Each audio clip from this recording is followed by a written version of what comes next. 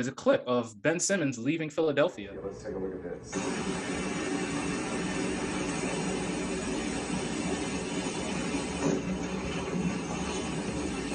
Dead on the way out. It's Philly fans are ruthless. I remember as a Bulls fan, I remember I think it was a playoff series against the Bulls where like Joakim Noah had sprained his ankle really bad and they cheered when it happened. I was like, y'all are terrible people. Let me put you on game.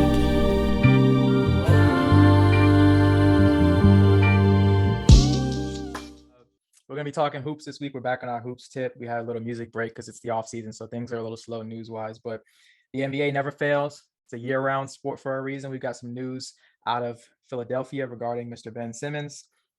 In a meeting with the 76ers last week in Los Angeles, Ben Simmons told the Sixers that he no longer wants to be on the team. And there are also reports that he will not be reporting to training camp. There are outside reports that the relationship between Ben Simmons and Joel Embiid has become irreparable. Joel took to Twitter to deny these reports, saying, "Stop using my name to push people's agendas.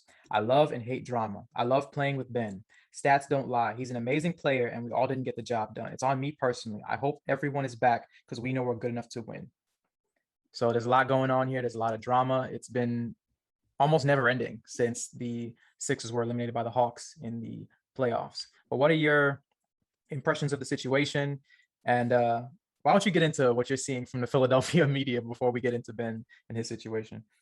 Yeah, there's this clip of some Philadelphia news people that look, standard. They got the suit, tie, very professional. And they say, oh, there's a clip of Ben Simmons leaving Philadelphia. We just got in footage of Ben Simmons leaving hastily out of Philadelphia. Let's take a look at this.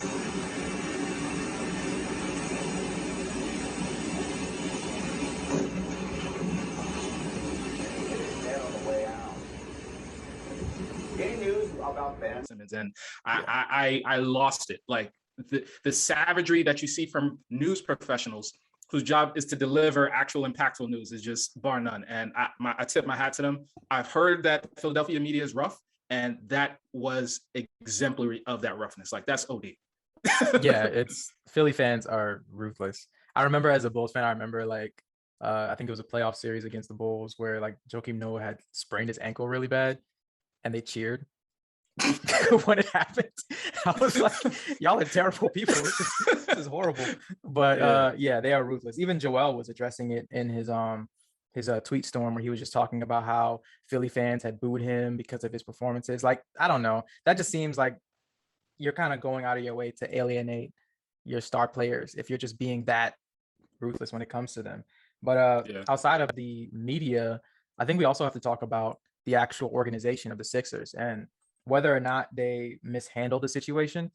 Because looking at the firestorm immediately after the Sixers were eliminated from the playoffs, I think that it was clear to everyone that was watching the series that Ben had a lackluster series. It was appalling how unaggressive he was in certain situations and how he almost became a liability offensively.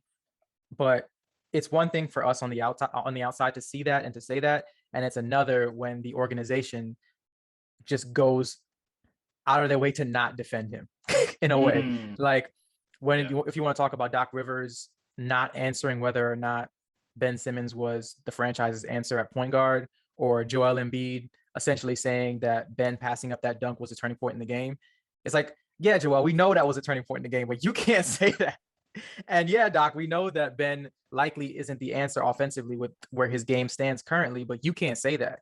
He's an asset to you. So whether or not you're trading him, you have to at least put on a brave face and save his image, because if you're going to trade him, you have to keep his value high. And if you're going to keep him, you have to help keep his self-esteem high. So it was a really odd situation. It was a pie in the face for me as far as Philly and the organization with how they handled it. Yeah, and it was kind of too little too late. There's been a lot of talk about the organization having coddled Ben Simmons and allowed him to just exist in mediocrity when it comes to not even mediocrity, absenteeism when it comes to his offensive workload. And it's not like he's incapable. He's just regressed and lost confidence as a shooter between the debacle of him and Joel Embiid just kind of clogging the paint, and then him just not developing his outside jump shot. He's had however many NBA off seasons now, and you like, what do you do for free throws? Is this all just mental? Have you not been working out privately? Like, whatever the situation is, and you choose the absolute worst time to bring him to task and to hold him accountable. And so that's really all on Philly. You coddled him when you could have pushed him harder, and now you threw him under the bus when you're trying to get rid of him. It's not a recipe for success. He feels disrespected, despite the fact that the organization actually allowed him to do whatever he wants for a number of years because they didn't hold him accountable as far as offensive production. They gave him a supermax contract. They allowed him to run the offense and do what he does best naturally without really taking into consideration that Embiid is actually the focal point of the offense, and the offense should run through him, which has been shown by Embiid's MVP-esque performance this last year. And so you just wonder what exactly they're doing in that organization and who is in charge and who should have said what. And it makes you wonder whether or not they should have just traded him last offseason or when the whole James Harden situation became kind of available. And the fact that all they would have had to do allegedly was just throw in Tyrese Maxey and they would have had Harden. If they would have had Harden, who knows? They might have been in the playoffs. They might have been able to actually get past the Hawks, but we will never know now. And I'm sure they wish they had Harden now, but it's looking quiet for them. Yeah, it's just a bad situation overall. Like, and I don't understand the Philly fans and the Philly media in terms of how they're treating Ben Simmons, in terms of how they're using his desire to leave as a reason to bash him. Because if you were Ben Simmons as a fan, like if you were in his shoes, you would react the same way. Like, they literally threw me under the bus. Like, why would I want to talk to you? Why would I want to associate myself with you if you were given the opportunity to defend me or to at least have my back, knowing I'm having one of the worst years professionally of my life, and you're just basically piling on and adding to that. So like, I just don't understand why they would operate in that way as a franchise. But it kind of puts them into an interesting position, because when we're talking about the trades and we're talking about like what they're asking for, they're also fumbling that. It appears like all of the reports are basically saying that they're asking for too much, and that makes sense in the beginning. That makes sense, like, to actually start high and then, you know, work your way down, because that's how you haggle. That's how you make a deal. But like, now we're at the point where Ben's value has never been lower in terms of his actual play when the season ended, and now the entire league knows the situation is untenable. So like, you're going to get the least amount for him now, because not only is he a low value player in terms of his production, but now he's a distressed asset. So it's like, you're just basically shooting yourself in the foot over and over and over again, because like, unless you throw in Ben plus, like, I don't know, a Godfather offer, you're not getting a guy like Damian Lillard. So what are you going to do? And that kind of leads me into thinking about Philly's actual standing, because we talked about it when we talked about the Knicks and we talked about the Bulls and we talked about the Hawks in terms of where their standings were going to be in the Eastern Conference, because one of those teams is going to make a jump. So with Philly, they are kind of being penciled into that third spot in the East. It's Brooklyn, Milwaukee, and them in most mock rankings. So does this situation change? Like, what do you think? Do you think this situation changes where this team is ranked going into the season? Because the level of dysfunction to me doesn't really strike me as being like conducive to being the third best team in a stacked conference. They're definitely in a quagmire because I believe that Joel single-handedly can get them to be a 3 seed at least in this stacked East. At the same time, by himself, though. That's the question. Exactly. Will his body hold up? It's nice to have a Ben Simmons because he eats up minutes and he takes over for Joel when he's absent. And as shown by his 42-point performance and stellar defense, his body and his game, his style allows you to get through the slog of the regular season. And in a perfect world, Simmons would at least just worked out enough, and the Sixers would have at least saved face enough and not have thrown him under the bus to get him to a place where he can actually be an offensive plus on the field and actually take that next step forward. But they didn't even give themselves a chance to do that. So I don't think that at this point in time, it's safe to keep pencil them in as a third seed.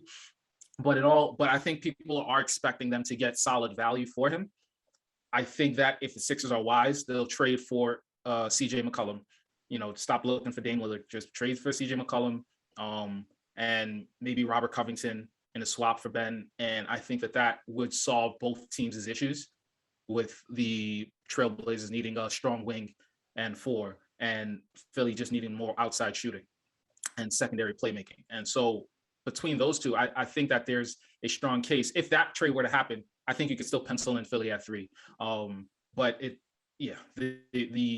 the Sixers are definitely fumbling this situation, and everybody kind of saw it. And you hear people keep talking about it, and Daryl Morey's kind of like standing there like, yeah, we still got this team, and you guys got to come with our best offer. Now with Simmons saying, I want out, yeah, it does not look pretty. So I know you think that his value has, pretty much gone down. Do you think that the Sixers are going to be able to move him, or do you think that they're going to get pennies on the dollar? How do you actually think this is going to play out, and who do you think is going to end up with Simmons? I don't think they're going to get as much as they're asking for, but I think that they'll likely have to get good value for him. But yeah, he's not going to be, I'll be surprised if he was a Sixer when the season starts, because the situation just seems like it's so toxic, at least from what we're hearing from the reports. So it's tough. Like, I think that there is a situation where Dame could end up being a Sixer if they're actually able to throw in enough assets, but it's not going to be like, I think that they're looking at it as like, oh, we'll just do Ben Simmons and, Tyrese Maxey, like you said, and we'll get Dame. And I don't think that's going to happen. I think that they'll probably have to throw in some draft capital, throw in another player. Like, it's tough. It's a tough situation for Philly. That's why, like, when we were talking about the rankings earlier, I was like, if we're looking at a team that could potentially drop out or drop down in terms of how good they're going to be in the regular season, Philly might be it. Like the Hawks could easily end up being the 3 seed. I think the Knicks or the Bulls have like a small outside chance of making that leap if everything goes right for both of those teams. But more than likely, it'll be a team like the Hawks, or a team like if Miami can have a good regular season. But I don't think that Philly is as locked into that 3rd spot based on the level of dysfunction surrounding the team this year. Because Joel was great. He was amazing last year. And the likelihood is that he'll be amazing again this year. But with his health history, of course, they've got guys like Tobias Harris, and they've got young guys like Tyrese Maxey that are going to be, I think Tyrese is going to have a bigger role and be a bigger contributor. Tobias Harris, you can pencil him in for 20 points a game every year, but I don't know. And I'm not sure if they're actually going to be able to compete at the level that we think they are.